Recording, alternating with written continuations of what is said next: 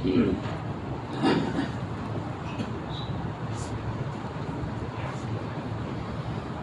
لله رب العالمين والعاقبة للمتقين والصلاة والسلام على سيد الأنبياء والمرسلين وعلى آله وأصحابه أجمعين ومن تبعهم بإحسان إلى يوم الدين. أما بعد فأعوذ بالله من الشيطان الرجيم. بسم الله الرحمن الرحيم.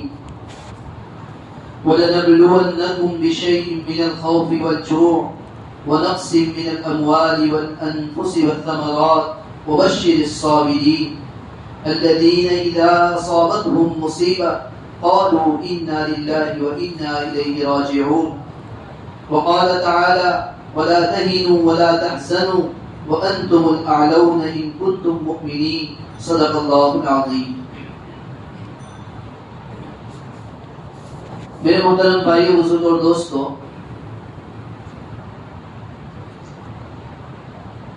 دنیا کے اندر آج امت مسلمہ پر مختلف حالات ہیں. دن بدن نئی مصیبت، نیا فتنہ، نئی مشکلات. ہر صبح ایسا محسوس ہوتا ہے کہ ایک نیا فتنہ رونما ہو چکا ہے، ایک نئی مصیبت آ پڑی ہے. یہ مصیبت دو طرح کی ہوتی ہے. بعض مسائل انفرادی ہوتے ہیں، بعض مسائل، بعض تکالیف اجتماعی ہوتی ہے. یعنی بعض مصیبتیں ایسی ہوتی ہے کہ تنہا کسی فرد پر آتی ہے، کسی آدمی پر آتی ہے. کسی کی جان کا نقصان ہو گیا، کسی کے مال کا نقصان ہو گیا، کسی کا گھر ختم ہو گیا، کسی کے والد کا انتقال ہو گیا، کسی کی ماں کا انتقال ہو گیا. اور بعض مصیبت ایسی ہوتی ہے جو اجتماعی ہوتی ہے، فرد پر نہیں، جماعت پر آتی ہے، پوری امت مسلمہ پر آتی ہے. مسائل کے آنے کے بعد آدمی دو طرح کے ہوتے ہیں. ایک آدمی وہ ہوتا ہے جو مصیبتوں کو سن کر مایوس ہو جاتا ہے، ڈپریشن کا شکار ہو جاتا ہے، دماغی مرض میں مبتلا ہو جاتا ہے، اس کو برداشت نہیں کر پاتا ہے. اور بعض لوگ وہ ہوتے ہیں جو دل کے اعتبار سے مضبوط ہوتے ہیں، مضبوط پاور رکھنے والے ہوتے ہیں، مضبوط دل والے ہوتے ہیں، مضبوط دماغ والے ہوتے ہیں. کتنے بھی مسائل و تکالیف کیوں نہ آ جائے کبھی مایوس نہیں ہوتے. مسلمان کی شان بھی یہ ہے،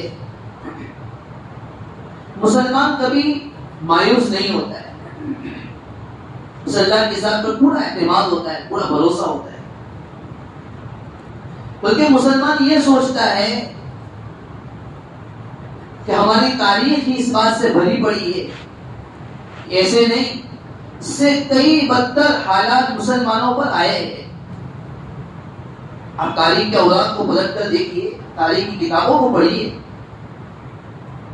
آج میرا اور آپ کا حال یہ ہو چکا ہے، ہم نے صرف مایوسی والے حالات کو سنا اور اس کو عام کیا، جس کی وجہ سے ہمارے دل، ہم سب مایوس ہو چکے ہیں.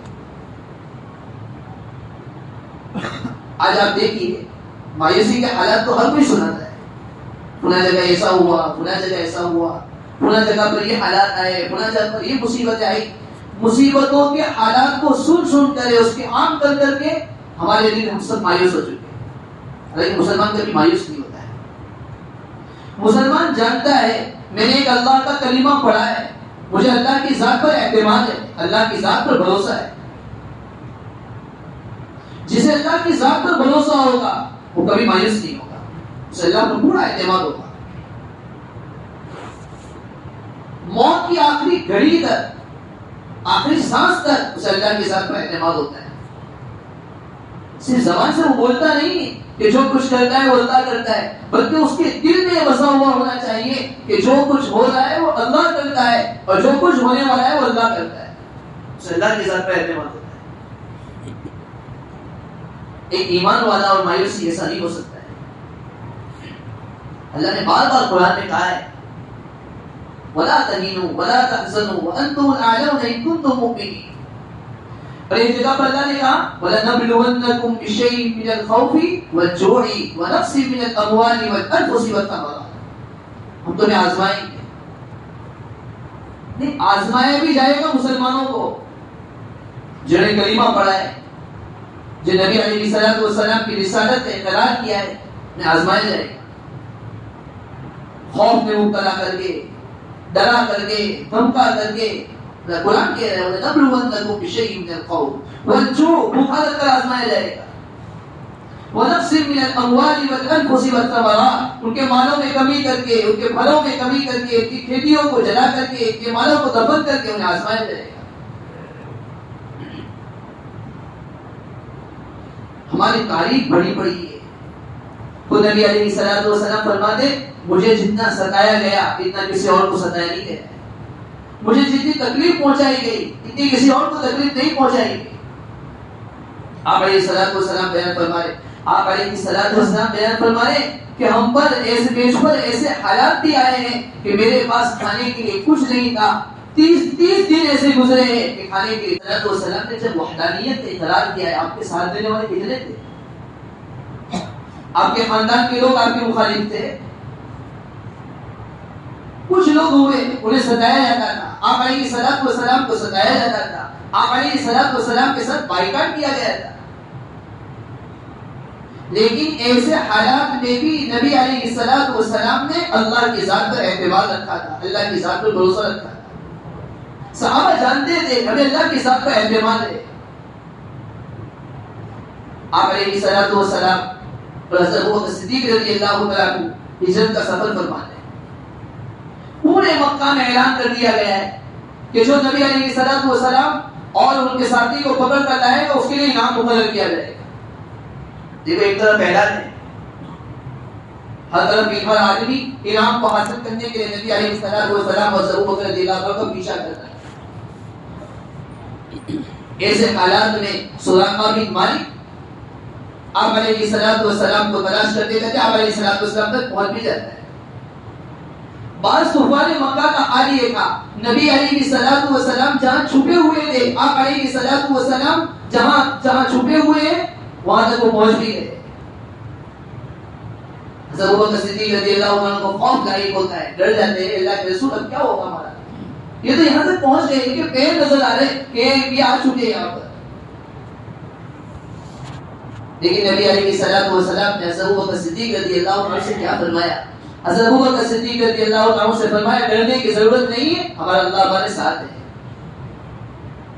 مسلمان سے اللہ سے ڈرنے والا ہوتا ہے. مسلمان کو اللہ کی ذات پر پورا اعتماد, پورا بھروسہ ہوتا ہے.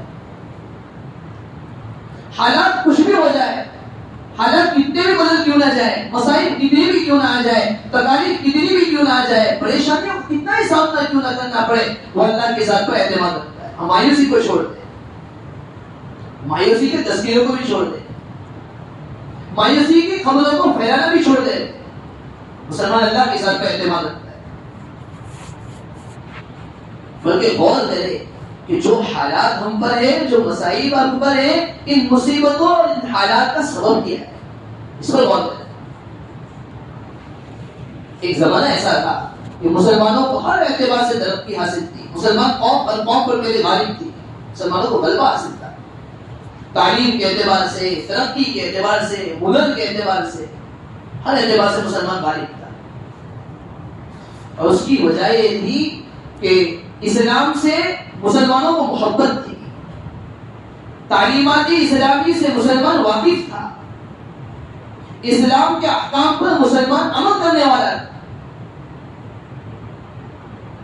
سن 1916 کا واقعہ ہے. سن 1916 میں حضرت عمر فاروق رضی اللہ عنہ کی حکومت تھی.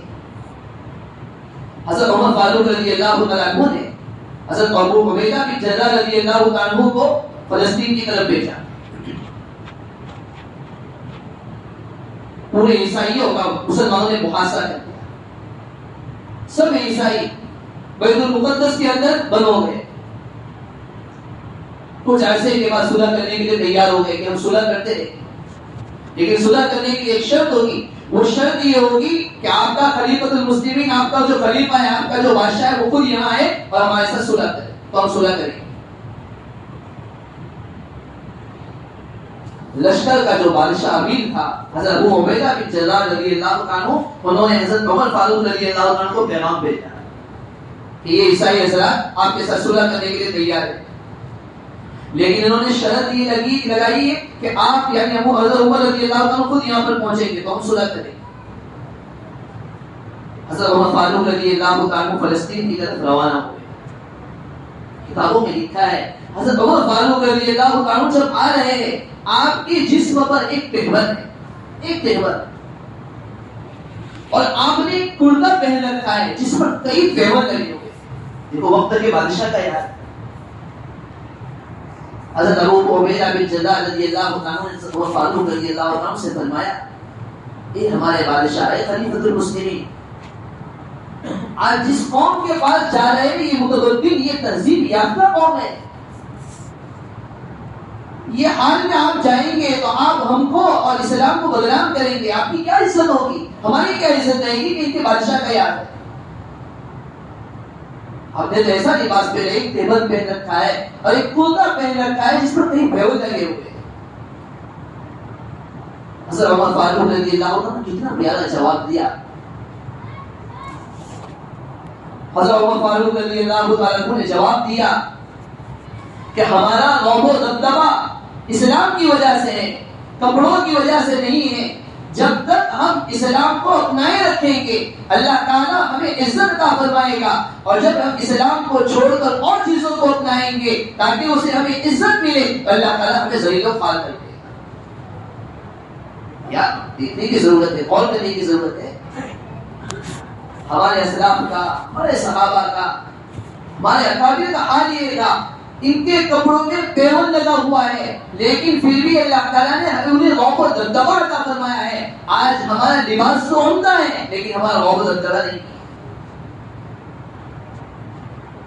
ان کے جوتیاں، ان کے چپل کھجور کے بنے ہوئے، ہمارے جوتے اور ہمارے چپل قیمتی سے قیمتی ہے لیکن پھر بھی ہمارا رعب و دبدبہ نہیں۔ کھچروں پر سوار ہوتے تھے، معمولی قسم کے کھچروں پر سوار ہوتے تھے، پھر بھی ان کا رعب و دبدبہ تھا۔ ہم اعلیٰ سے اعلیٰ، قیمتی سے قیمتی سواریوں پر سوار ہوتے ہیں، گاڑیوں پر سوار ہوتے ہیں لیکن پھر بھی ہمارا رعب و دبدبہ نہیں۔ رعب و دبدبہ اسلام کی وجہ سے ہوتا ہے، اسلام کو اپنانے سے ہوتا ہے، اسلامی احکام پر عمل کرنے سے ہوتا ہے۔ ایک حدیث یاد آ گئی، دیکھو نبی علیہ الصلوۃ والسلام نے آج سے 1400 سال پہلے ایک حدیث بیان فرمائی۔ اس حدیث میں ہم غور کریں اور آج کے زمانے کو دیکھیں، ایسا معلوم ہوتا ہے گویا نبی علیہ الصلوۃ والسلام کے سامنے سب چیزیں کر دی گئی تھی، قیامت تک کی چیزیں آپ کے سامنے کر دی گئی تھی، گویا آپ نے اس کو دیکھ کر بیان کیا ہے 1400 سال پہلے۔ ایک حدیث میں نبی علیہ الصلوۃ والسلام نے بیان فرمایا، یوشک الامم ان تداعى علیکم کما تداعى الاکلۃ الی قصعتها۔ آپ علیہ السلام نے فرمایا قریب ایک زمانہ ایسا آئے گا، ان تداعى علیکم، یوشک الامم ان تداعى علیکم، ان قریب امتیں، قومیں ایک دوسرے کو تمہارے خلاف لوگوں کو بلائیں گی۔ جسے دسترخوان پر کھانے والا کھانے کے لیے ایک دوسرے کو بلاتا ہے پیالے کی طرف کہ آ جاؤ کھا لو کھا لو، اس کو بھی بلاتا ہے، اس کو بھی بلاتا ہے۔ قریب ایسا زمانہ آئے گا قومیں سب ایک ساتھ جمع ہو جائیں گی اور تمہیں تمہارے خلاف لوگوں کو بلائیں گے، سب ایک ہو جائیں گے۔ کما تداعى الاکلۃ الی قصعتها۔ صحابوں کی بات سمجھ میں نہیں آ رہی تھی کہ کیسے ہو سکتا ہے۔ تو کسی صحابی نے سوال کیا اللہ کے رسول صلی اللہ علیہ وسلم، وَمِن قِلَّةٍ نَحْنُ يَوْمَئِذٍ، کیا اس دن ہم کم ہوں گے اس لیے ایسا ہوگا؟ یعنی جماعت کے اعتبار سے، تعداد کے اعتبار سے ہم کم ہوں گے؟ آپ علیہ الصلوۃ والسلام نے فرمایا بل انتم یومئذ کثیر، ایسا نہیں، تم تو اور زیادہ ہوں گے۔ وَلَكِنَّكُمْ غُثَاءٌ كَغُثَاءِ السَّيْلِ، تم تعداد کے اعتبار سے بہت زیادہ ہوں گے لیکن تمہاری حیثیت ایسی ہوگی جیسے سیلاب کا جال ہوتا ہے، سیلاب کے اوپر جو جال ہوتا ہے، جیسے جیسے تھپیڑے ہوتے جائیں گے ویسے ویسے وہ جھاگ اڑتا جائے گا، ختم ہوتا جائے گا، روانہ ہوتا جائے گا، سیلاب اس کو بہا کر لے جاتا ہے، اس کی کوئی حیثیت نہیں ہوتی. اسی طرح تم بھی تعداد کے اعتبار سے زیادہ ہوں گے لیکن تمہاری کوئی حیثیت نہیں ہوگی. اور آگے اللہ کے نبی صلی اللہ علیہ وسلم نے فرمایا وَلَيَنزِعَنَّ اللَّهُ مِن صُدُورِ عَدُوِّكُمُ الْمَحَابَّةَ، اللہ تعالیٰ تمہارے دشمنوں کے سینوں سے تمہارے رعب و دبدبہ کو ختم کر دے گا، چھین دے گا، تمہارا رعب و دبدبہ ختم ہو جائے گا. وَلَيَقْذِفَنَّ اللَّهُ من صدور وَلَيَقْذِفَنَّ اللَّهُ، اللہ کے نبی صلی اللہ علیہ وسلم نے فرمایا اللہ تعالیٰ تمہارے سینوں میں، تمہارے دلوں کے اندر وہن کو پیدا کر دے. صحابہ نے پوچھا اللہ کے رسول صلی اللہ علیہ وسلم وہن کیا چیز ہے؟ یہ وہن کی کمزوری کیوں پیدا ہو جائے گی؟ نبی علیہ الصلوۃ والسلام نے فرمایا حب الدنیا وکراہیۃ الموت. حب الدنیا، تمہارے دلوں میں یہ کمزوری، یہ وہن اس لیے پیدا ہو جائے گا کہ تمہیں دنیا سے محبت ہو جائے گی. وکراہیۃ الموت، اور موت سے تم ڈرنے لگو گے. یہ دو چیزیں ایسی ہیں، ان دو چیزوں کی وجہ سے یہ حالات پیش آئیں گے. تمہارے دشمنوں کے سینوں سے تمہارا رعب و دبدبہ ختم کر دیا جائے گا، تمہارے دلوں میں کمزوریاں پیدا کر دی جائے گی، سستی پیدا کر دی جائے گی. اور اس کا سبب یہ دو چیز، حب الدنیا، دنیا کی محبت میں تم مبتلا ہو جاؤ. نمبر 2 کراہیت الموت، موت کی ناپسندیدگی، ہر آدمی موت سے ڈرنے لگے گا، اس لیے ایسا ہوگا. اب حالات کا میں غور کیجیے، ان دو چیزوں میں غور کیجیے. آج امت مسلمہ انہی دو چیزوں میں مبتلا ہو چکی ہے. ہر آدمی کو دنیا سے محبت ہے، اسلام سے محبت ختم ہو چکی ہے. ہر آدمی کو دنیا سے محبت ہے، پرانی تعلیمات سے محبت ختم ہو چکی ہے. تو پہلی چیز یہ ہے آدمی مایوسی کو چھوڑ دے، اللہ تعالیٰ کی ذات پر پورا اعتماد رکھے، پورا بھروسہ رکھے. وہ یہ سوچے کہ مجھے اللہ کی ذات پر پورا اعتماد ہے، اللہ کی ذات پر پورا اعتماد، پورا بھروسہ. میرے پاس ایک ایسی چیز ہے، ایک ایسا کلمہ ہے، ایک ایسا کلمہ میں نے پڑھا ہے، چاہے میں کتنا ہی گنہگار کیوں نہ ہوں، کتنا ہی گناہ میں نے کیوں نہ کیا، میرے پاس ایک کلمہ ایسی چیز ہے جس کی وجہ سے اللہ تعالیٰ مجھے دنیا کے کونے کونے کے اندر غالب کرے گا. کلمہ اتنی عمدہ چیز ہے. نمبر 2 جو اسباب ہیں، ان اسباب سے اپنے آپ کو بچائیں. مایوسی کو ختم کرے، دنیا کی محبت کو ختم کرے، آپس میں اتحاد و اتفاق کو پیدا کرے.